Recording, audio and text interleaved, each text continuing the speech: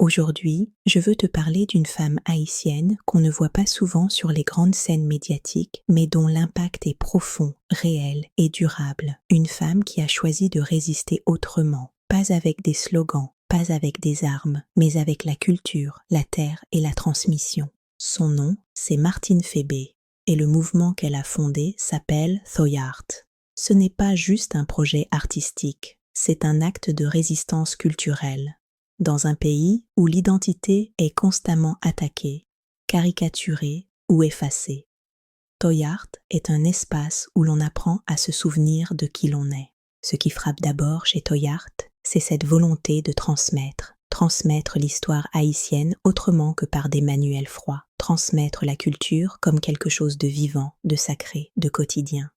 Ici, la culture n'est pas folklorisée, elle est expliquée, contextualisée, honorée. Martine Fébé défend aussi une idée forte, le vaudou comme patrimoine culturel haïtien, non pas comme une caricature, mais comme une mémoire, une philosophie qui a permis au peuple haïtien de survivre. Thoyart invite à comprendre avant de rejeter. Mais Thoyart ne s'arrête pas à l'art.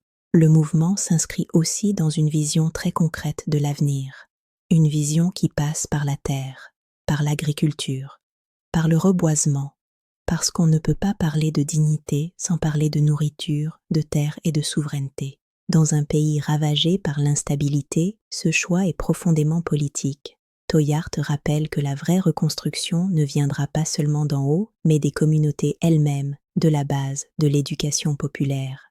Elle travaille dans la durée, avec patience. Elle mise sur les jeunes qui grandissent dans un contexte de grande confusion identitaire. Elle leur dit, sans discours creux, tu viens de quelque part, ton histoire a de la valeur. Thoyart, c'est aussi un message pour la diaspora, un rappel que l'identité ne se perd pas avec la distance, mais avec l'oubli, que transmettre la culture à nos enfants nés ailleurs est un acte de résistance. L'avenir d'Haïti se pense aussi en termes de mémoire. En parlant de Thoyart, on parle finalement d'un autre modèle de leadership.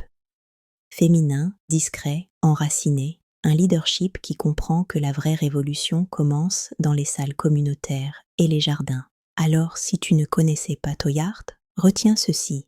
C'est une réponse à l'effacement, une clé pour l'avenir. Si cette vidéo t'a appris quelque chose, partage-la. Ces histoires méritent d'être connues.